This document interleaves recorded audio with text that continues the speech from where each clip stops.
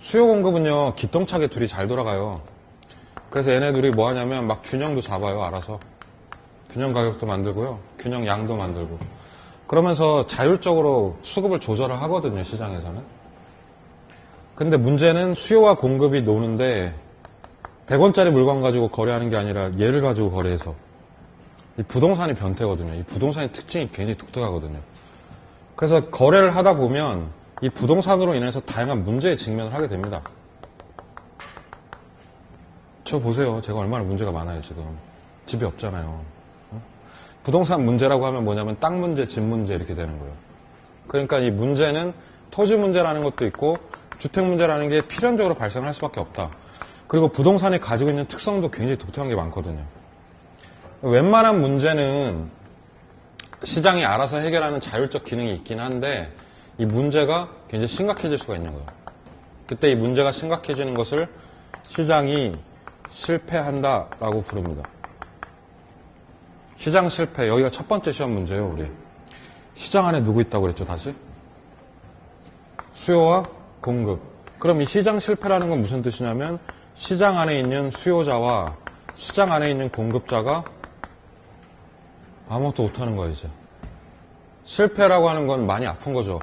그럼 이게 완전하게 불균형이 나는 상황? 이런 게 온다니까요, 부동산 시장에는. 그래서 자율적 조절 기능을 상실하는 상태, 이걸 시장 실패라고 합니다. 암이 걸렸다고 보시면 돼요, 시장에. 그럼 스스로 치료가 안 될 거 아니에요. 그럼 여기에 누가 들어올까요? 의사인 정부가 들어오는 거죠. 그래서 정부가 이 문제 확인을 하고 얼마나 나빠졌는지를 보고 그럼 이 문제에 대해서 나름의 해결책을 내놓는다. 그때 정부의 문제 해결책을 줄여서 뭐라고 하죠? 정책이라고 하는 거죠. 정부가 의사다. 의사가 들어와서 이 암을 고쳐주는 거예요, 이제. 이 시장 실패는 암이거든요, 이게. 그러면 정부가 시장에 들어가는 건데요. 들어가면 시장이 좋아할까요? 나빠할까요? 수요자와 공급자는 양팔 벌려 정부를 환영한다. OX. 수요 공급이 뭐냐면 얘네 둘이 부부예요, 부부. 그럼 정부가 누군지 아세요?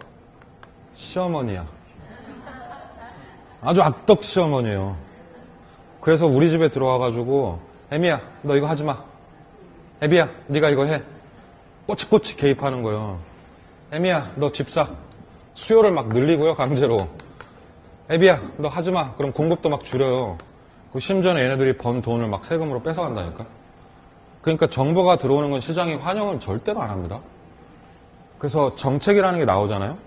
우리 김대중 정부, 노무현 정부, 이명박 정부, 박근혜 정부. 여러분 숱한 부동산 정책을 보셨는데 그중에 단 한 개도 성공적이라는 평가를 못 받았어요. 그게 리스크가 큰 거예요, 정책이라는 게. 근데 어쨌든 정부가 굉장히 신중하게 개입을 해야 되는데 그러려면 얘를 먼저 알아야 된다. 그때 처음에 우리 정책의 시작이 바로 문제 인식부터 시작을 하는 거죠. 그게 제1절이라고 보시면 됩니다. 타이틀. 뭐 문제가 뭔지를 알아야 들어올 거 아닙니까? 그래서 시장의 문제를 먼저 말씀드릴 거고 그 문제가 어떻게 시장에서 암을 유발하는지 그 실패에 대한 얘기를 오늘 살짝 띄워드릴까 합니다, 이제. 예. 그러면 제1절에 보시면 시장의 문제들을 파악을 해야 되는데 이 문제는 크게 두 가지 여기 써놨죠, 제가? 무슨 문제와 무슨 문제?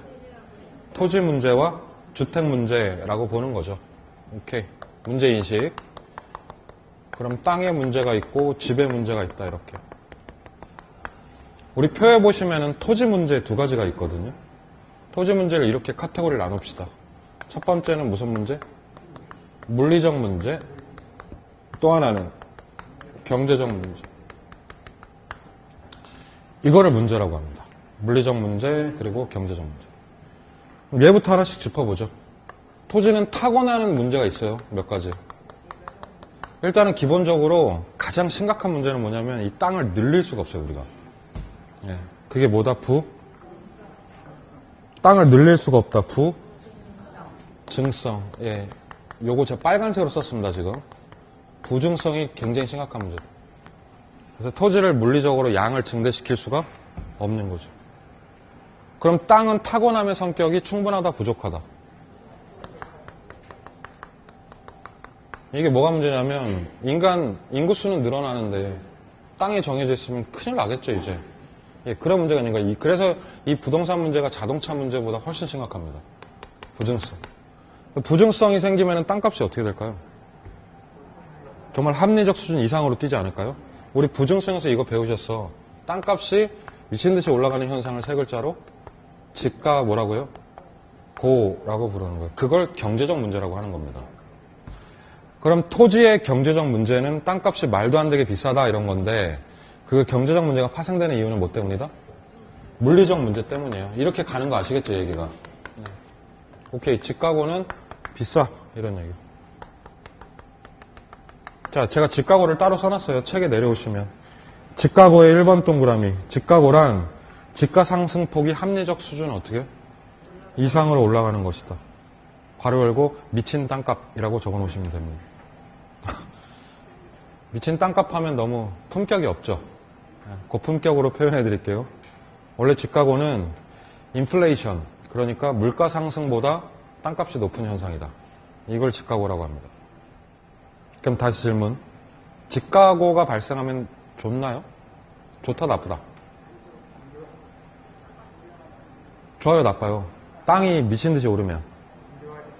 좋다고 하는 분하고 친하게 지내려고 해요, 제가 지금. 좋아요, 나빠요? 가진 사람은 좋겠죠. 근데 시험에서는 좋다는 얘기는 안 해요. 나빠요. 자, 여기 잠깐 이해합시다. 집가고는 우리 시험에서 폐단을 만든다고 얘기를 해요. 폐해를 만든다고. 근데 그게 모든 경제주체에게 악영향을 미칩니다. 예를 들면 사회적으로도 문제고요.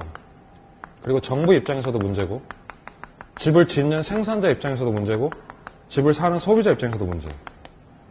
그래서 그게 아래쪽에 표가 4개가 짝짝짝짝 나온 거예요. 이해하세요? 외울 거 없습니다, 여기. 자, 첫 번째. 사회적으로 방금 말씀드린 게 땅값이 오르면 좋은 사람들도 있다. 네, 부자들, 그쵸? 그러니까 부자들은 더 부자가 되겠고, 그럼 땅을 살 사람들은 사기 힘드니까 더 가난해지겠죠. 부익부, 빈익빈, 양극화. 아시겠죠? 사회적 문제. 그래서 집가고는 사회적으로 양극화의 심화 현상을 초래할 수도 있겠다. 첫 번째. 내려오시면 두 번째가 정부 얘기입니다. 우리 정부가 직접 주체가 돼서 개발하는 거 있나요? 나라에서 부동산 개발? 정부가 직접 하는 개발도 많죠. 신도시가 대표적이지 않습니까? 그런 걸 이제 공영개발이라고 합니다. 공적 주체가 운영하는 개발이죠. 그러면 정부가 예를 들어서 신도시를 짓겠다 하면은 땅이 필요할 거 아니에요. 땅을 어떻게 해야 돼요? 정부가 사야죠. 이걸 공공용지 취득이라고 표현을 하는데 그 취득 방식 중에 가장 유명한 방식 중에 수용이라는 게 있습니다. 아시죠? 수용. 어떻게 하는 거예요? 땅을. 수용의 핵심은 강제로 뺏는 거예요. 안 물어봐, 땅 주인한테? 법적으로 강제로 뺏은 다음에 얘 따그라고 뭐 주는 거예요? 보상비. 근데 수용을 해서 보상비를 주려다 보니까 집가고야, 지금. 그럼 보상비가 많아지고, 그럼 재정 지출이 부담스러워지는 거죠. 책에 보시면 그런 말이 나옵니다. 정부로 하여금 공공용지를 취득한다. 이게 수용 같은 게 있거든요. 그때 과도한 보상비의 문제 같은 거 생기면서 이게 재정을 악화시킬 수가 있다. 이렇게 되는 거죠. 좋을 거 없다 이거예요. 정부 입장에서도. 자, 세 번째. 생산의 3요소가 뭐다? 생산의 3요소. 토지, 노동, 자본. 기억나시나요? 생산의 3요소. 집가고는요, 그 중에서도 메인인 땅값을 올리는 거죠.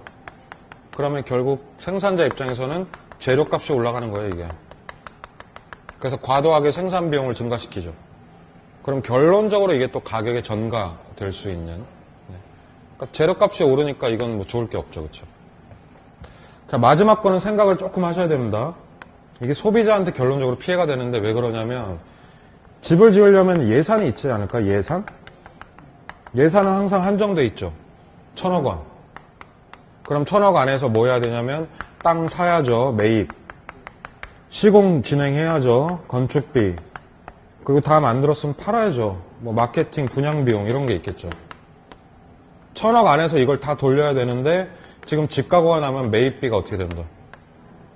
재료 사는데 돈을 다 써버리는 거예요. 그러면 공사할 수 있는 돈이 줄어요. 그러니까 아파트 지을 때 막 바다모래로 져요. 그럼 부실공사 나는 거예요. 그럼 결국 이게 주택의 질을 어떻게? 이건 소비자 피해죠, 고스란히.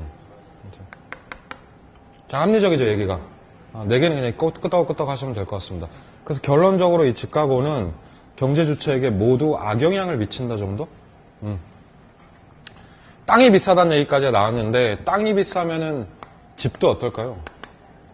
비싸죠. 땅이 부족하다고 그랬잖아요. 땅이 부족하면 집을 충분히 짓기도 어려울 거 아니에요. 자, 그게 바로 주택의 양적 문제를 불러옵니다.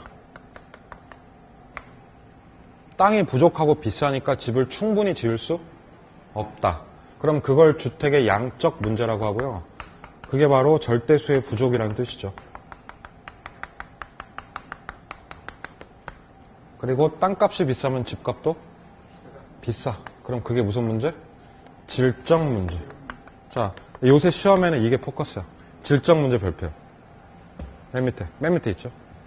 별표. 이 문제가 생기는데 질적 문제의 핵심은 열악한 주거 환경의 문제다. 열악한 주거 환경이 생길 수밖에 없는 건 저소득의 문제요, 구매력의 문제다. 집이 너무 비싸니까 더 나은 집을 살 수 없는 거죠. 근데 질적 문제라고 하는 거는요, 모든 계층이 생깁니다. 이게 저희 내외가 부부싸움 할 때 메인이 이거거든요. 오빠, 우리 좀 좋은 집으로 이사 가면 안 돼? 이렇게 얘기합니다. 제가 뭐라고 할까요? 누군 여기 살고 싶어서 사는 줄 알아? 많이 들어보셨죠, 이 얘기. 누구는 여기 살고 싶어서 사는 줄 알아? 이게 문제예요. 좀 더 나은 주택으로 가고 싶은데 돈이 없다 이거죠. 근데 이건 부자는 질적 문제가 없을까? 본인 집이 1000평이면 2000평이 안 돼서 괴로워하잖아요. 그럼 이건 모든 소득계층 얘기인데 사실 여기서 이 질적 문제는 본질적으로는 그런 얘기는 아니고요. 소득계층을 극도로 내려서 이 극빈의 문제가 생기는 거예요. 실제 이 월세방을 하나 구하기도 힘든 계층 분들이 계신데 집이 너무 택도 없이 비싸니까 이분들은 생존의 문제이죠, 이제. 그래서 우리나라에서는 이분들을 보호하기 위한 법적 조치들이 많이 있어요. 나중에 배우시겠지만 최저 주거 기준 이런 것도 설정을 하거든요. 그래서 이 최저 주거 기준에 미달한 가구분들에 대해서는 지원을 합니다, 국가에서. 소위 주거복지라는 걸 하죠, 여기다. 그래서 이제 그런 것들 나중에 자세히 다루게 될 거예요. 그러니까 다시 이 질적 문제는 열악한 주거 환경인데 이 주거 환경이 사실은 극빈층의 얘기다. 그래서 이건 저소득과 낮은 구매력의 문제로 이어지는 거죠. 자, 거꾸로 타고 한번 올라가 볼게요, 제가. 왜 주거 환경이 나빠진 거예요? 집이 너무 비싸서 그래요. 그럼 집이 왜 비싸죠? 땅이 비싸서 있어요. 나중에 배우시겠지만 최저 주거 기준 이런 것도 설정을 하거든요. 그래서 이 최저 주거 기준에 미달한 가구분들에 대해서는 지원을 합니다, 국가에서. 소위 주거복지라는 걸 하죠, 여기다. 그래서 이제 그런 것들 나중에 자세히 다루게 될 거예요. 그러니까 다시 이 질적 문제는 열악한 주거 환경인데 이 주거 환경이 사실은 극빈층의 얘기다. 그래서 이건 저소득과 낮은 구매력의 문제로 이어지는 거죠. 자, 거꾸로 타고 한번 올라가 볼게요, 제가. 왜 주거 환경이 나빠진 거예요? 집이 너무 비싸서 그래요. 그럼 집이 왜 비싸죠? 땅이 비싸서. 땅이 왜 비싸요? 문제의 뿌리를 찾아서 쭉 올라가잖아요? 그럼 이게 다 여기로 수렴하게 돼 있어요. 부족해. 그래서 땅이 겁내 비싸. 땅이 부족하고 겁내 비싸니까 집을 짓기가 어려워. 맞죠? 부족해. 땅이 비싸. 땅이 비싸니까 집이 비싸. 집이 비싸니까 주거 환경이 거지 같아. 이렇게 되는 거예요. 그쵸? 그래서 19페이지 보시면 맨 위에 그게 마스터표라고 보시면 됩니다. 첫 번째 시작점이 어디예요? 부증성입니다. 부증성. 부증성 다음이 집가구입니다. 집가구 다음이 주택 문제가 파생이 되는 거죠, 여기서. 그래서 이거 그대로 안 해오셔도 돼요. 그냥 흐름이, 이 토지 문제가 만병의 근원이다. 부증성이 원래 그렇게 무서운 거예요. 자, 이렇게 해서 다양한 문제들이 발생을 하는 거죠. 그럼 이러한 문제들이 바로 우리 시장을 망가뜨린다는 얘기인데, 그 시장을 망가뜨리는 얘기를 좀 하겠습니다. 밑으로 내려오셔서 42번의 별표죠. 얘는 무조건 시험에 나옵니다. 타이틀이 뭐라고 되어 있죠, 지금 시장? 실패죠, 그렇죠? 그래서 이 시장 실패를 매우 진지하게 정리를 하셔야 됩니다. 자, 잠깐만 칠판 봐주세요. 책 읽기 전에 우리 나름 정의를 합시다, 이거를. 시장. 자, 뭐다, 시장? 수, 요와 공급. 자, 머리 강하게 각인시키셔야 돼요. 시장 그러면 수요 공급이다. 실패. 그러면은 둘이 균형, 불균형. 네. 그래서 수요 공급의 불균형. 이게 가장 먼저 여러분들이 아셔야 되는 내용이에요. 근데 좀 안 맞다 정도가 아니라 극도로 안 맞는데 그래서 그걸 알아서 서로 균형을 못 잡는 거예요. 그러니까 제가 아까 암이란 표현을 썼죠. 그래서 두 개가 빠그라져서 완전히 맛이 가버린 상태. 이게 시장 실패다. 이게 두 가지 형태로 나타나지 않을까요? 불균형이면? 가령 과하게 수요가 공급보다 많은 거예요. 과도하게 많은 거예요. 근데 공급이 못 따라가는 거예요, 절대로. 그러면 요게 초가 뭐죠? 초가 수요죠. 이거는 현실에서 대란이라는 형태로 나타납니다. 전세 수요가 너무 많은 거예요. 근데 전세 공급이 어때요? 너무 부족하면 냅두면 알아서 공급되겠지 이러면 안 되겠죠. 이러면 죽어요, 시장. 그러니까 이럴 때 이제 정부가 들어가서 정책을 펴겠죠. 또는 공급이 과하게 수요보다 많을 수도 있다? 초과 공급. 이건 어떤 형태로 나타날까요, 시장에서? 가장 유명한 사례가. 미분양입니다, 이게. 물량은 많은데 사는 사람이 부족한? 이런 거. 그러니까 수급이 빠그러져 있는데 알아서 어쩔 줄 몰라 하고 있기 때문에 이제 정부가 들어와서 다양한 정책을 펴게 되는 거죠. 지금 보시면 책을 볼게요. 이 첫 번째 줄 얘기가 계속 나오는 얘기거든, 시험에. 첫 번째 줄. 시장 실패란 어떠한 이유로 인해서 시장에서 밑줄 쫙 칩니다. 자율적으로 효율적인 자원 배분을 하지 못하는 상태. 말도 참 어렵게 하지 않습니까? 자율적으로 효율적 자원 배분. 이 자원 배분이란 말이 중요한데 자원 배분은 수급을 조절한다 이런 뜻입니다. 그러니까 니들 스스로 알아서 수급 컨트롤이 안 되는 거. 두 번째 줄. 시장 실패란 그래서 수요 공급이 정상적으로 작동하지 못하거나 혹은 시장이 요구하는 적정한 수요량과 공급량이 심각하게 불균형이 있을 때 정도로 접근을 하시면 되겠죠. 자, 그러면 시장 실패가 나는 원인들이 있을 거 아닙니까? 그 원인들을 몇 가지로 잡을 건데 밑에 회색 박스 4개 보이시죠? 이 4개가 일일이 시험 문제라 그래서 4개 정리를 잘 하셔야 됩니다. 이건 단답형으로 나오기도 해요, 시험에서. 4개 한번 잡아볼게요. 1번. 자, 타이틀만 색칠합시다, 일단. 무슨 문제? 규모의 경제. 중요합니다, 이 말. 2번. 공공재. 3번. 외부 효과. 4번. 시장의 정보의 비대칭성. 이 4개가 우리 시장 실패를 대표해서 출제가 되는 얘기입니다. 뭐 부동산 시장에만 해당하는 얘기도 있고 일반 재화 시장에 해당하는 얘기도 있고 그러면 이 4개를 되게 디테일하게 배우셔야 돼요, 이제부터. 그러니까 제가 1번부터 이거 아주 상세하게 짚어드리겠습니다. 잠깐만 펜을 놓고 칠판을 좀 보시죠, 이제. 실패 원인입니다. 시장 실패는 수급이 어떻다? 불균형. 저거 잊으시면 안 돼요. 수급이 불균형. 자, 1번이 규모의 경제입니다. 이거 무슨 뜻일까요, 이거? 이거 우리 이제 매주 나올 것 같은데, 이 말. 그냥 뜻을 상상을 한번 해보세요. 규모의 경제. 규모라는 말도 있고, 경제라는 말도 있고. 한 명이서 물건을 살 때보다 100명이서 모여서 사면 싸죠. 100명이서 함께 사면. 뭐라고 그래요, 이거? 공동구매. 이걸 규모의 경제라고 합니다. 자, 라면을 1개를 사는 것보다는 한 박스로 사는 게 싸죠. 네. 맥주를 1개보다는 식스팩을 사는 게 싸고 그거 다 뭐라고 한다? 그걸 규모의 경제라고 해요. 규모의 경제는 되게 쉬운 말이에요. 플러스를 2번만 붙이시면 돼. 규모가 커질수록 경제적 효과가 커진다 이런 얘기입니다. 그럼 소규모가 유리하다? 대규모가 유리하다? 뭔가 대량으로 때로 밀어붙이는 게 유리하다는 얘기예요. 정확히 정의를 하자면 대량 생산이나 대량 소비를 했을 때, 즉 대규모화가 됐을 때 그때 경제적으로 상당히 유리해진다는 얘기입니다. 이게 이제 유리하다는 얘기죠. 그럼 규모의 경제는 이해되셨죠? 무슨 말인지. 이게 좋은 거예요? 나쁜 거예요? 딱히 나쁜 건 아니죠. 규모의 경제가 뭐가 나빠요? 근데 지금 우리 뭐 배우고 있어요? 이것 때문에 시장이 암에 걸린다는 얘기를 하고 있잖아요. 그래서 이게 왜 시장을 망가뜨리는지를 이제 이론적으로 아셔야 돼요. 사실 규모의 경제 때문에 망가진다기보다는 이 규모의 경제가 심각해지는 것 때문에 시장이 망합니다. 자, 예를 하나 들어드릴게요. 제과 제빵 산업을 생각을 해보세요. 또는 빵, 제빵. 과거하고 현재를 좀 비교해볼게요. 오늘 우리 빵집 뭐 있죠? 현대시대.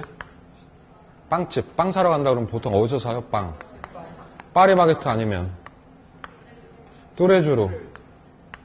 딴 데는 거의 없죠. 거의 없죠. 있더라도. 만약에 딴 데 있으면 거기는 지역 맛집일 가능성이 큽니다.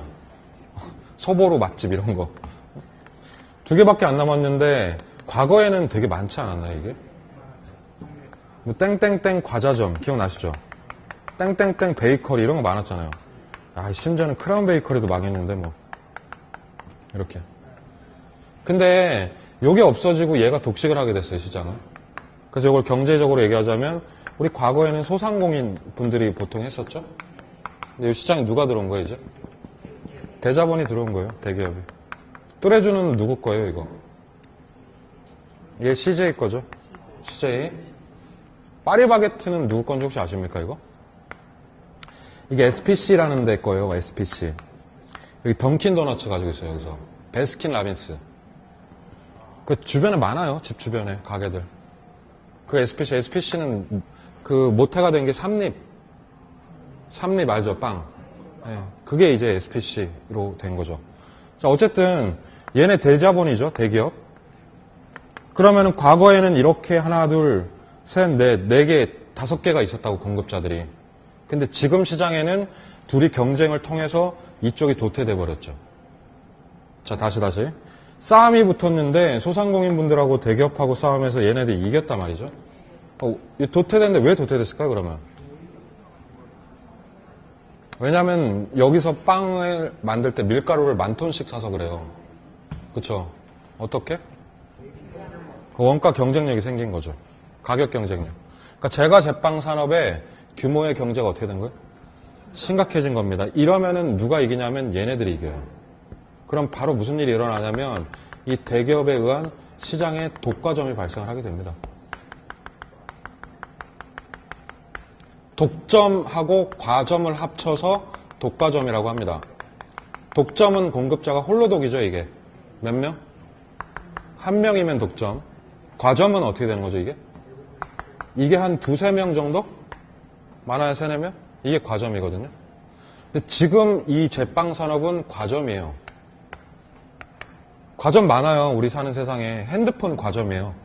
SK, LG, KT 끝이잖아요. 주유소도 과점이고, 주유소밖에 없죠. 그래서 이렇게 돼버린 거지. 그럼 이게 나쁩니까? 이게 나빠요? 파리바게트와 뚜레쥬르가 나쁩니까? 아니죠. 저 되게 좋아하는데, 이거. 뚜레쥬르 좋아하거든요. 참고 좀 하셨으면 좋겠습니다. 굉장히 좋아합니다. 네. 저는 이거 나쁘다고 하는 얘기는 없는데, 저는 얘네 둘만 있는 건 별로입니다. 이 1번 공급자와 2번 공급자 외에도 개인 과자점이나 베이커리 같이 있었으면 좋겠어요. 그래야 경쟁이 될 거 아니에요. 그렇죠? 대기업 독점이 나쁜 건 대기업이 나쁜 게 아니라 이게 없어지면서 나쁜 거예요. 그럼 공급이 충분하다, 충분치 않다. 공급이 충분한 거예요, 충분하지 않은 거예요. 독과점이 그 뜻이에요. 공급이 과하게 어떻게 해요? 빵에 대한 수요는 있나요? 빵 수요. 수요야말로 폭발적이죠, 빵은. 그러나 이 수요에 비해서 공급이 많다, 적다. 적거나 의도적으로 적게 할 수도 있어요, 여기서. 그럼 이 수급이 균형해, 불균형해? 이건 시장 실패. 규모의 경제가 심각해지는 건 자본주의 사회에서 어쩔 수 없죠. 파리바게트 뚜레쥬르 생기는 거. 근데 이거 들어와서 이게 이 씨를 말라버리는 건 아주 심각한 문제다라고 보셔야 됩니다. 제과만 그러나요, 요새? 분식도 그렇잖아요. 떡볶이는 예전에 엄마랑 아빠랑 삼촌이랑 이모가 팔았죠, 떡볶이를. 지금은 누가 팔아요? 조스가 팔죠, 떡볶이. 조스가 팔고 아버지하고 딸이 팔다가 대표는 또 구속됐어. 언제부터 분식을 대기업이 팔았는데 이것도 사실 골목을 다 먹어버린 거예요, 이게. 그쵸? 그러니까 이걸 비판하고자 제가 얘기를 스타트한 게 아니고요. 이게 없어진 상황이 굉장히 비극적이라는 말을 하고 있는 거예요, 지금.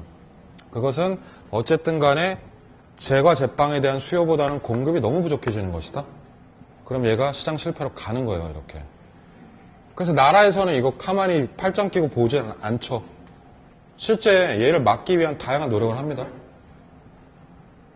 그러면 나라에서 할 일은 파리바게트와 뚜레쥬를 문 닫게 하는 게 아니고요. 죽어가는 소상공인을 버틸 수 있게 도와주는 거. 공생이겠죠, 공생. 그래서 골목에 들어가지 마라. 이렇게 지정을 해요, 산업을. 또는 독과점이 안 되게끔 방지를 하기도 하고요. 또는 재래시장하고 대형마트 공생하라고 강제 휴무도 시키고 있죠. 다양한 노력들이 있습니다, 실제로. 그게 요거를 방지하는 것이다. 자, 결론은요. 규모의 경제가 왜 나빠? 그러면 얘가 공급의 과부족을 불러올 수 있다. 또는 공급 상황에서 독점을 불러올 수도 있다. 이해되시죠? 이렇게만 접근하시면 되는 거죠. 아울러서 규모의 경제는 다시 무슨 뜻이다? 규모가 커질수록 어떻다? 경제적 효과가 극대화된다. 규모가 커질수록 경제적 효과가 어떻게? 극대화된다라고 이해하시기 바랍니다. 자, 두 번째 이 녀석 얘기하러 갑시다. 무슨 문제요? 얘가 오늘 수업 마지막이니까 힘 좀 내십시오. 네. 갑자기 기습적으로 끝날 수가 있어요, 수업이. 그러니까 희망을 갖고 좀 들어주세요. 요거 다음 주에 할 거거든요. 자, 마지막 테마에 공공재 얘기할 건데, 공공재 말씀은 그 밑에 표에 내려와서 드릴게요. 공공재 내용이 많아서 따로 써놨거든요, 밑에다. 공공재 우리 정의부터 하고 갑시다. 공공재는 개인이 공급한다, 정부에서 공급한다. 공공재 그러면 얘는 정부가 공급하는 건데 이거 아주 중요해요. 정부가 공급할 때 재원이 뭐가 있냐면 세금이나 기금을 투입하는 거죠. 공공재라는 단어가 공공이 함께 사용하는 재화 이런 뜻이잖아요. 그래서 세금, 기금이 투입되면서 대중소비가 이루어지는 재화를 공공재라고 합니다. 뭐 알고 계시죠, 공공재? 그럼 알고 계신 건 많을 텐데. 여러분들께서 알고 계신 가장 유명한 공공재는 KBS. 공영방송이잖아요. 수신료로 운영되는 그 KBS라는 것도 있고 방송. 그리고 나라 지켜주는 게 뭡니까? 바로 국방, 동네 지켜주는 건 치안, 경찰, 불 꺼주는 거, 소방, 우리 애들 교육하는 거, 초등교육. 공공재거든요. 맨날 타고 다니는 도로 공공재. 공공재 좋은 거예요, 나쁜 거예요? 좋다마다. 생활 필수재들이죠, 그렇죠? 근데 그러한 재화들을 누가 하고 있어요, 지금? 삼성 소방서, 현대 경찰서 없습니다. 정부가 하고 있죠. 그 이유가 있지 않을까요? 네. 이렇게 좋은 재화인데 이게 시장을 실패시키는 얘기를 할 거라고요, 지금부터. 화요일 날 어떤 분이 질문을 하시더라고요. 공공재는 좋은 거 아니냐? 근데 왜 그게 시장을 실패시키느냐, 이렇게. 그런 질문을 할 수 있죠, 처음에는. 그러면 비타민은 좋은 거예요, 나쁜 거예요? 근데 비타민 없으면 죽어요. 비타민 없으면 우리가 죽는다니까요, 잘못하면. 그거랑 똑같은 거야. 이게 나쁘다는 얘기가 아니고 이게 만약에 부족하거나 이렇게 되면은 시장이 죽을 수가 있다는 얘기예요. 뭔지 아시겠죠? 그렇게 접근하셔야 돼요. 근데 공공재가 얘를 망가뜨리는 거는 결론적으로는 지금 말씀드린 부족의 문제가 생길 수 있어서 그렇습니다. 예를 한번 만들어 볼게요, 시나리오를. 공공재가 왜 문제가 되냐면 그 기본 속성 때문에 그래요. 밑에 내려오시면은 첫 번째 표에 뭐라고 돼 있죠? 비경합성이라는 특성과 두 번째는 배제성이라는 특성 때문입니다. 자, 저랑 똑같이 이렇게 좀 체크하실게요. 경합이라는 말, 동그라미, 배제라는 말, 동그라미. 여기서 경합은 경쟁이라는 뜻입니다. 경쟁. 그리고 배제라는 말은 배척이라는 뜻이고. 배척당한다 할 때 배척. 경합성부터 얘기할게요. 경쟁이라는 게 되게 쉬운 말이에요. 원래 일반 재화는 소비 과정에 경쟁이 좀 있습니다. 맛집 가면은 사람 많으면 뭐 해야 돼요? 줄 서야 되죠. 화장실, 여성분들 휴게소 화장실 같은데 고속도로 같은데 줄 서시잖아요. 그 줄 서는 게 뭐냐면 이게 경합입니다. 경합. 그 서비스를 사용하기 위해서 내가 웨이팅을 하고 있죠. 이 경쟁은 바로 그 웨이팅이라는 뜻입니다. 근데 공공재는 이러한 경합성이 있다 없다? 없다는 거죠. A라는 사람을 국가에서 지켜줘요. 국방으로. 그럼 B도 동시에 지켜줘요. 나라 전체를 지켜줍니다. A가 KBS 보면 B가 기다립니까? 뒤에서? 아니거든요. 그러면 비경합이라는 건 소비 과정에서 서로 간에 사람들이 경쟁이 있다 없다. 그럼 요건 이렇게 접근할까요? 그럼 공공재는 우리가 동시에 소비할 수 있게 됐다. 이런 성격이 있다. 동시 소비. 나쁘게 말하면 원할 때는 아무 때나 쓸 수 있는 거예요. 틀면 나와요. 7번. 그렇죠? 그래서 공공재에 대해서 아무 때나 소비가 가능한 속성이 있다는 얘기예요. 이러면은 사실 소중함을 모르게 되죠. 이렇게 됩니다. 자, 두 번째 특성 뭐가 있다? 비? 배제. 배척이라는 게 이런 표현이거든요. 일반 재화는 돈 안 내면 못 써요. 음식점에 갔는데 무일푼이에요. 그래서 사장한테 나 무일푼인데 설렁탕 한 그릇만 주소 그럼 사장이 뭐라고? 말 안 할 걸요. 아마 그냥 이렇게 할 거예요. 이게 뭐예요, 이게? 배제. 배제. 돈이 없으면 넌 배제, 이렇게. 근데 공공재는 그렇지가 않다는 얘기예요. 자, 보세요. 공공재 아주 어려운 질문 하나 할게요. 유료입니까? 무료입니까? 공공재는 유료다? 무료다? 발음이 약간 애매한데요, 지금 발음이. 자, 위에 거, 아래 거. 이게 헷갈리죠? 아, 무슨 소리예요? 세상에 공짜가 어딨어. 공공재는 명확히 유료입니다. 그런데 문제는 공공재는 선불이에요. 뭐 내세요? 여기 있잖아요. 그래서 여러분들이 세금 내셨으니까 여러분들께서 경찰차를 부르는 건 당연한 권리입니다. 유료예요.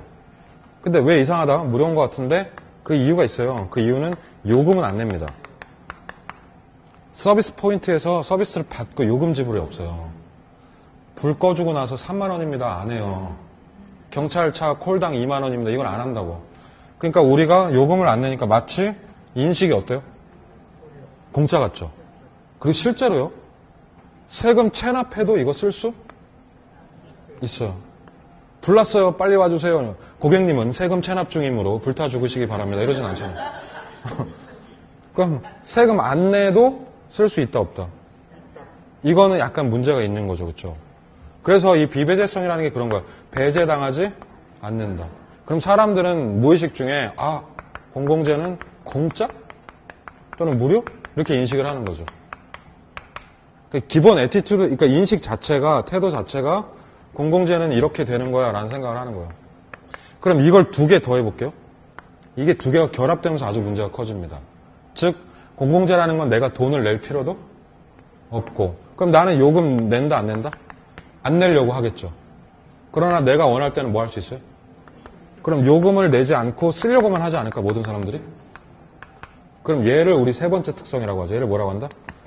무임승차라고 부르는. 말이 이해가 되죠? 예. 돈 내기 싫어. 세금 내기 싫어. 근데 해줘. 그냥 쓸게 해주면. 이렇게 되는 거죠. 집으로 공문이 날라오는 거예요. 예를 들어서 안녕하세요. 양천구청장입니다. 지역을 조사해보니 소방서가 부족한 것 같아서 소방서를 추가로 건립할 계획이 있습니다.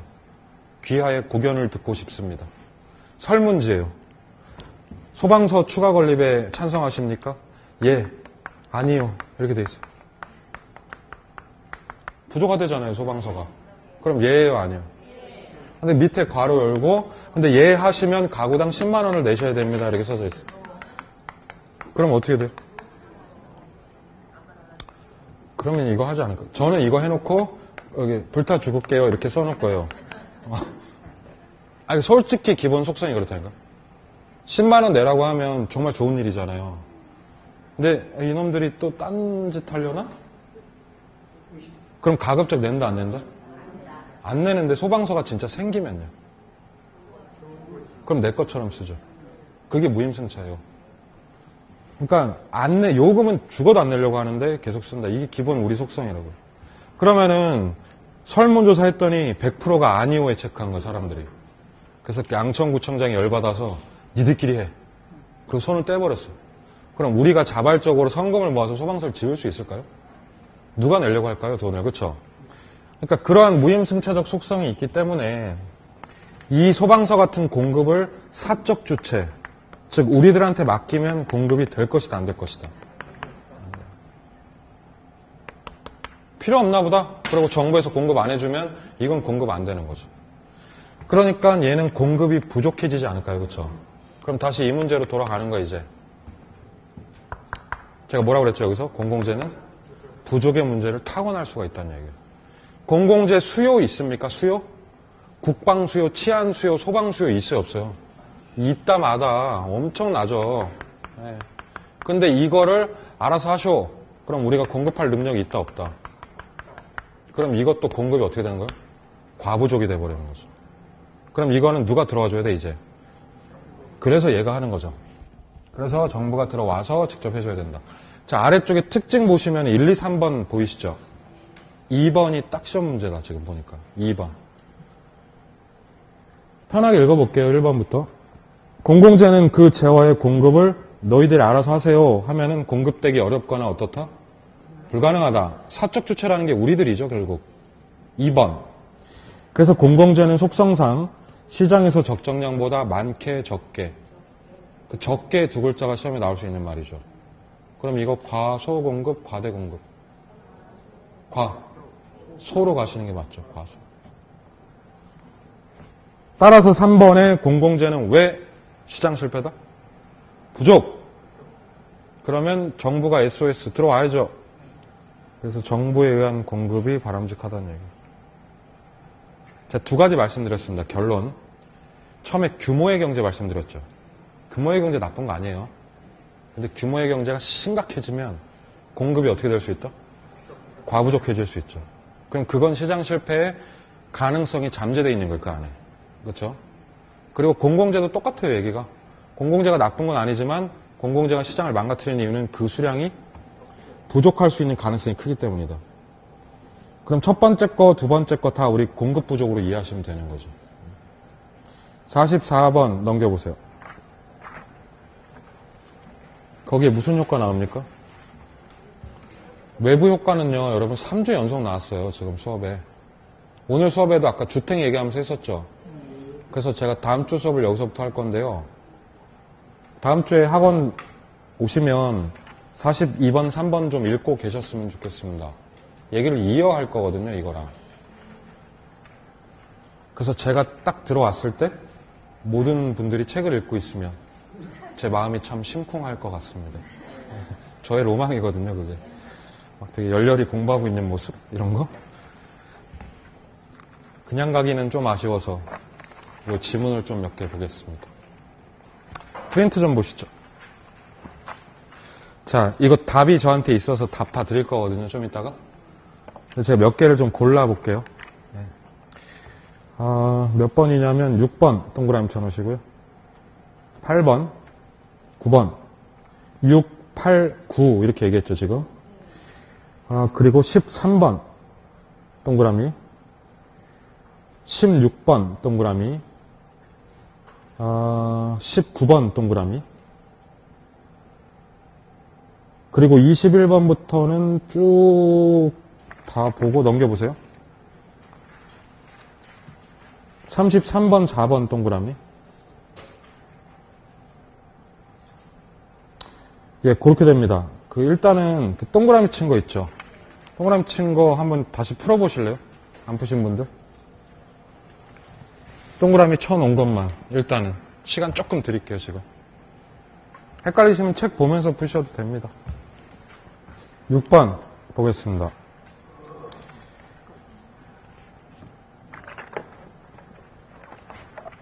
우리 책에서 6번 얘기는 13페이지 얘기했죠. 네. 변동 유형들이 여러 개 있었거든요. 13페이지. 책 한번 쓱 보면서 같이 얹혀드릴게요, 내용을. 거기에 수업 시간에 4가지 변동 배우셨거든요.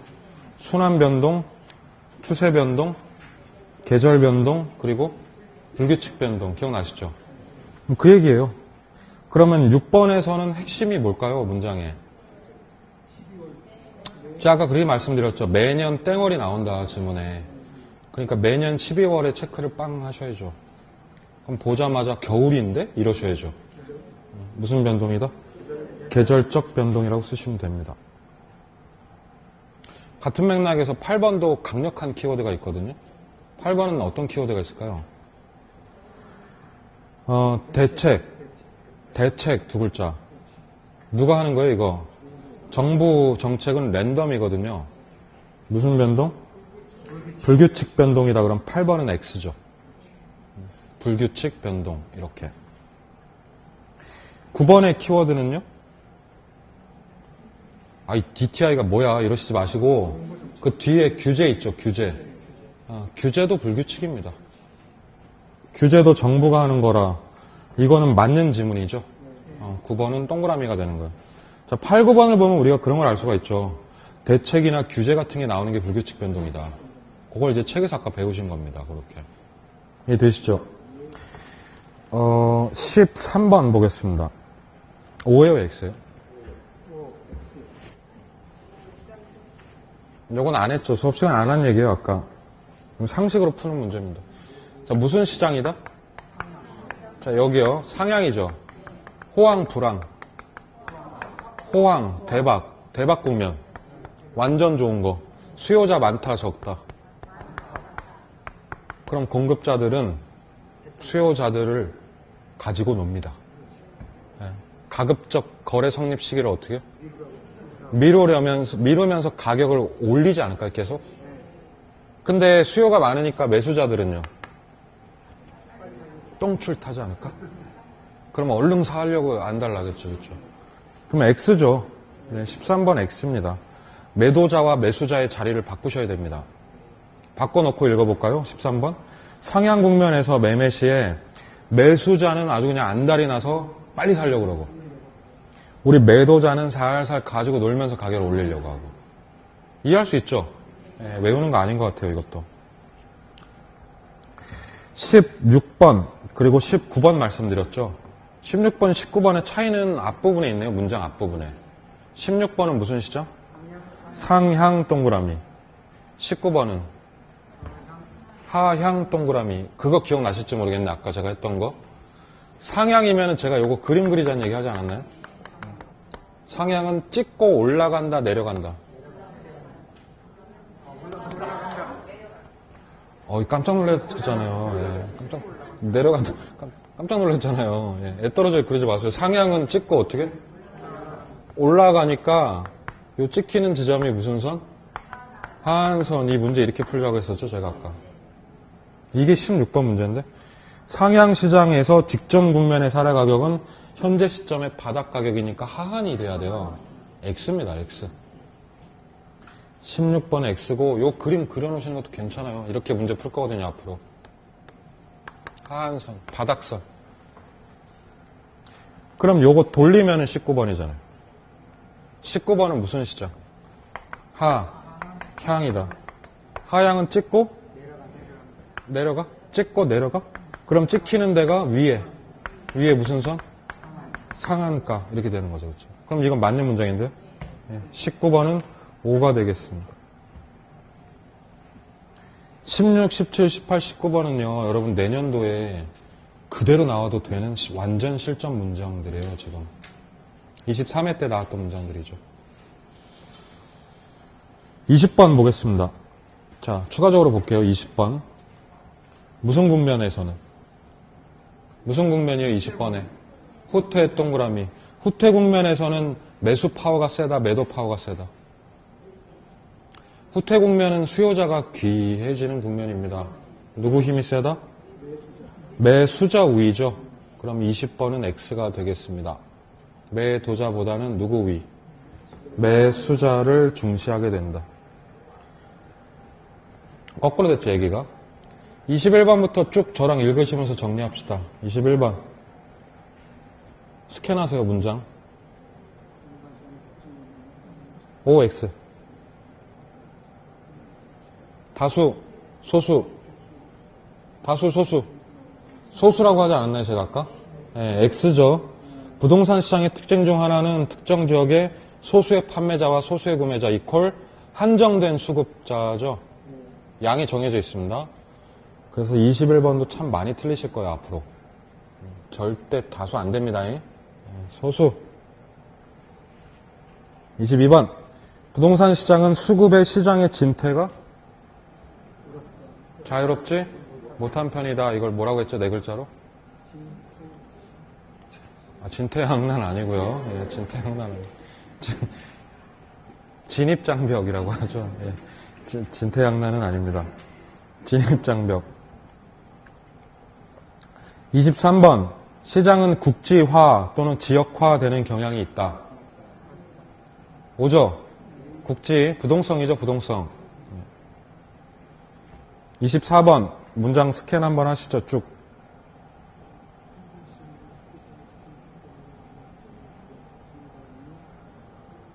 부동산 시장은 국지성의 특징이 있기 때문에 맞죠? 그럼 지역마다 다르다고 해야 되지 않나요? 그럼 균질적인 가격 형성이 불가능하다. X. 25번. 일반 재화는 전국 시장에서 거래되지만 한 지역의 부동산 시장은 부동성으로 인해서 멀리 떨어진 다른 지역과 연계가 크다 적다. 서울 시장은 부산과 연계가 적다. 맞죠? 26번. 수급 조절이 쉽다 어렵다. 어렵다. 단기 왜곡입니까? 장기 왜곡입니까? 두 번째 줄에 단기 왜곡이다. 맞나요? 네, 맞죠. 시험 어마어마하게 나왔습니다. 이것도. 맞는 얘기죠. 27번. 부동산은 비싼 물건이므로 수급의 진퇴가 자유롭지 못하다. 동그라미죠? 28번도 많이 틀리시는 문제입니다. 이거. OX.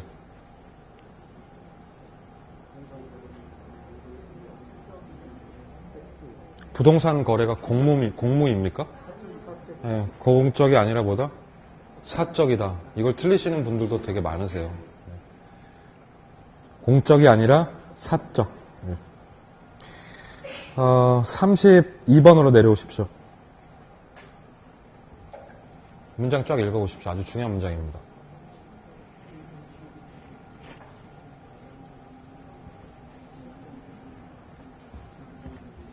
자, 우리 첫 번째 포인트는 뭐예요? 문장 안에서 되게 신경 써야 되는 말은 여기요. 이거예요, 이거. 체크하세요. 무슨 공급? 겁내 오래 걸려요, 이거. 이거 오래 걸려요. 그럼 이거 시점 값이에요, 기간 값이에요. 그래서 아까 배우신 게 신규는 유량이야. 이걸 배우셨습니다. 그리고 신규는 장기고. 그렇죠? 그러면 이 문장은 맞는 문장이죠. 신규 공급은 시점에서 측정되는 게 아니고 기간 동안에 측정되는 유량입니다. 이런 문장. 너무나 완벽하고 좋은 문장입니다. 이거. 네. 32번은 맞죠. 33번, 4번. 중요합니다. 이거. 33번.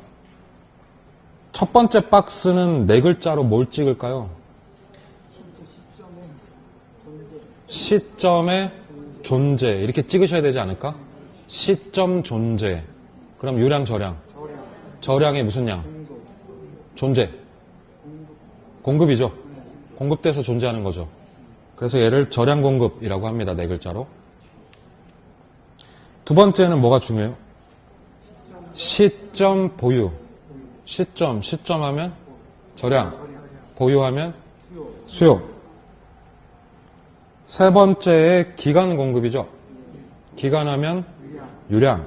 말 그대로 유량 공급. 그리고 아랫줄에 기간의 구매량이죠.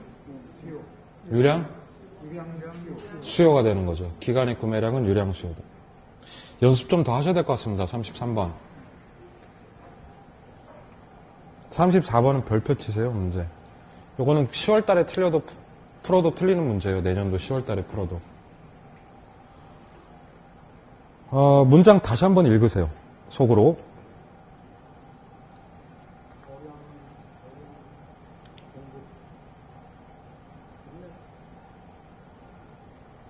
자, 처음에 뭐가 중요합니까? 처음에. 단계별로 합시다. 마음이 쿵 하고 내려앉는 단어가 있어요. 현재라는 말이죠, 처음에. 그거 못 잡으면 큰일 납니다. 저량이죠. 현재 보면 저량 이렇게. 그 다음이 존재. 그쵸? 그럼 1500만의 성격이 나왔죠. 1500만을 뭐라고 한다? 네 글자로. 저량 공급이라고 합니다. 그런데 말이죠. 이 중에 100만이 뭐다? 공간은 의미 없고, 그럼 공간 까고 남은 몇 채? 1400만은 현재 보유량 아닐까요? 누군가가? 그래서 1400을 저량의 무슨 량? 수요량이라고 합니다. X죠, 이 문제는. 이 문제는 두 가지로 고칠 수 있어요. 그러니까 지금 숫자만 쓰면은 1500이라는 게 있고 100이라는 게 있고 1400이 있죠. 이걸 정체성을 알아야 된다는 거지. 1500은 네 글자로 뭐라고 하고? 현재, 존재. 그러니까 무슨 양이에요? 저량, 공급. 그럼 100을 뭐라고 할까요? 100. 빈집. 공가. 맞죠? 100은 공실. 그럼 1400은 빼고 난 얘는 뭐라고 그래요? 현재 보유량이죠. 1500개가 시장에 있는데 100개가 비어있어. 그럼 1400개는 차 있어. 누군가가 가지고 있어. 이렇게 얘기를 하는 거죠. 그래서 이 데이터를 잘 쓸 줄 알아야 됩니다. 지금 당연히 어려워요. 이게 실전 문제라서. 이게 1년 뒤에 푸시면 웃으면서 풀 수 있어요, 이거. 근데 처음에는 어쨌든 이런 스타일의 시험 문제가 나오니까 거기에 맞춰서 33번부터 좀 공부를 해놓으시라는 얘기예요. 33번. 자, 43번, 44번, 45번 풀어보세요. 34번은 저량이 수요량이라고 맞는 건가요? 그렇죠. 저량 수요라고 해도 되고 저량 공급을 1500이라고 해도 되죠. 43번, 4번, 5번 풀어보세요. 세 개 어렵거든요. 43, 44, 45 이렇게 세 문제.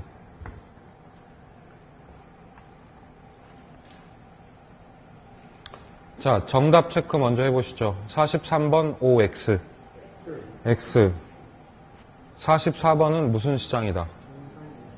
강성효율적 시장이 정답입니다. 강성효율적 시장. 45번에 OX. X죠. 자, 그럼 다시 한번 43번하고 45번을 좀 고쳐보시죠. 맞게끔. 문장을 맞게 수정하는 것도 쉽지가 않거든요, 이게 지금.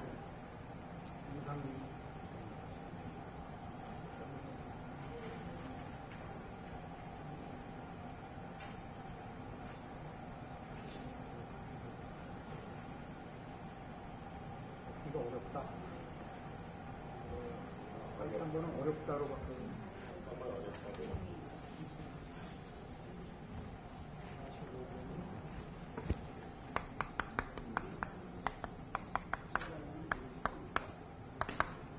대부분이라는 말이 빠져요. 자, 문제 보겠습니다. 문제 보기 전에 하나 공지사항을 드리면 다음 주에가 우리 12월 수업이죠, 이제. 네, 수업 2시까지 할 거예요. 11월 달은 그냥 약간 워밍업 좀 했고요. 여러분 1월 달부터 어차피 2시까지 수업하시거든요. 그래서 다음 주는 4시간 수업이 될 예정이니까 혹시 스케줄 있으신 분들은 참고하십시오. 네. 그거 하나랑 그리고 저번 주에 제가 나눠드렸던 프린트 혹시 있으세요? 그 답이 틀린 게 있어서 2번이 틀렸거든요, 답이. 그쵸? 저번 주 문제 2번에 유효수요에 대한 질문이 있었는데요. 5라고 돼 있죠, 답이. 네, 그 X로 고치시기 바랍니다. 죄송합니다. 저번 주 문제 2번 정답이 X입니다. 유효수요는 구매력을 필요로 하는 수요가 되죠, 그쵸? 네. 그거 하나는 그렇게 수정을 하시기 바랍니다. 자, 43번 들어가겠습니다. 요거 잠깐만 봐주실래요, 저랑? 중강성 시장에서 우리 아까 배웠던 게 반영된 정보가 있고 미반영된 정보가 있다. 이렇게 배우셨죠? 뭐가 들어가죠? 과거와 현재가 들어가죠. 뭐가 미반영돼 있죠? 요거는 우리 다 확실해야 돼요, 지금. 그렇죠? 요게 이제 베이스입니다. 문장 읽어볼게요. 43번. 중강성 시장은 새로운 정보가 공표되는 즉시 가격에 반영되는 시장으로 끊어보세요. 그럼 여기까지 맞나요, 이 말? 맞아요, 틀려요, 여기까지. 과거 플러스 현재 정보를 뭐라고 한다? 얘를 공표된 정보라고 하는 거예요. 그러면 중강성은 과거뿐만 아니라 현재 발표되는 정보가 다 반영이 됩니다. 그럼 이건 맞는 말이에요, 여태까지는. 맞죠? 그러면 이 시장에서 돈 벌려면, 여기 보세요. 이 시장에서 초과이윤 벌려면 뭐가 필요해요? 그럼 당신이 공표된 정보 분석해봤자 초과이윤 없는 거 아닙니까? 아랫줄. 즉, 공표된 자료인 과거나 현재를 분석해봤자 초과이윤을 얻을 수 없다가 되는 거죠. 끽해봤자 정상이윤밖에 안 난다. 이렇게 하는 거죠. 그렇죠? 아, 이 문장도 쉽지가 않습니다. 지금. 네, 과거, 현재가 반영돼 있으니까 공표된 자료로는 돈 못 벌죠. 쉽게 생각하면 되는 게 부동산 시장에서는 공표된 걸로 돈 못 벌어. 이렇게 하면 쉽잖아요. 그 뜻이죠. 44번은 이미 머리에 포인트가 빵 나옵니다. 밑줄. 공표된 정보 밑줄. 그리고 공표되지 않은 정보도 밑줄. 자, 그게 뭐냐 이거죠. 공표된 그럼 이거 두 개. 뭐랑 뭐? 과거, 현재란 뜻이겠고 공표되지 않은 그러면 첫 번째 줄에서 과거, 현재, 미래 다 들어가 있다 이런 얘기잖아요. 그 시장 하나밖에 없거든요. 그게 무슨 효율적? 강성효율적 시장입니다. 자, 여기 한번 봐주세요. 다 끝났습니다, 이제. 과거, 현재, 미래가 다 반영돼 있다. 무슨 시장? 그럼 강성효율적 시장에서는 초과이윤 내려면 무슨 정보를 분석해야 돼? 다 반영돼 있다면서. 이게 나와, 이게. 고급 정보도 다 들어가 있는 거예요, 여기는. 그러니까 뒤에 보면은 어떤 투자자라도 정상을 초과하는 이윤을 획득할 수 없다고 그랬죠. 그럼 여기 이제 강성효율을 확정을 하는 거죠, 표현이. 그래서 강성효율은 공표된 것과 공표되지 않은 게 모두 반영되어 있구나를 이해를 하셔야 됩니다. 45번. 답을 X로 찍는 건 어렵지 않아요. 왜냐하면 첫 번째 줄부터 틀렸거든. 부동산 시장은 대부분 뭐다? 준강성이다. 그럼 틀린 거 동의하시죠? 그럼 두 번째 줄 중요한데요. 그러면 시장 참여자들은 초과이윤을 누릴 수 있다, 없다? 가능하다, 불가능하다? 나 하이 미치겠네. 중강성 시장에서 초과이윤 누릴 수 있어요, 없어요? 여기 뭐 반영돼 있어요? 과거와 현재. 뭐는 미반영돼 있어요? 그럼 이거 있으면 초과이윤 나요, 안 나요? 난다고 15초 전에 말씀하셨는데. 그럼 중강성 시장은 초과이윤 날 수 있어요. 이거 있으면 되잖아요. 다시. 부동산 시장이 중강성이죠. 그럼 부동산 시장에 초과이윤이 있어요, 없어요? 없으면 그냥 예금이나 하지 뭘 투자를 해. 초과이윤 낼 수 있죠, 당연히. 그래서 본 문장은 부동산 시장은 대부분 준강성이며 시장 참여자들은 미래 정보를 통해서 초과이윤을 얼마든지 낼 수 있다. 이렇게 바꿔야 맞죠. 아, 이 문장도 어렵죠. 어렵습니다, 이거. 43번, 4번, 5번. 지금 만점 받는 걸 바라진 않는데 제가. 얘는 내가 생각한 것보다는 문제가 골 때린다는 건 아셔야 돼요. 그렇죠? 요게 우리 교재상에서 몇 페이지냐? 7페이지 내용이었거든요. 그래서 다시 한번 잘 봐두셔야 될 것 같습니다. 복습하실 때. 1월달, 3월달, 5월달 똑같은 얘기 할 거예요, 이거랑. 그래서 나날이 갈수록 괜찮아지실 거예요, 얘는. 근데 초반에는 조금 이렇게 정리를 잘 해놓으시기 바랍니다.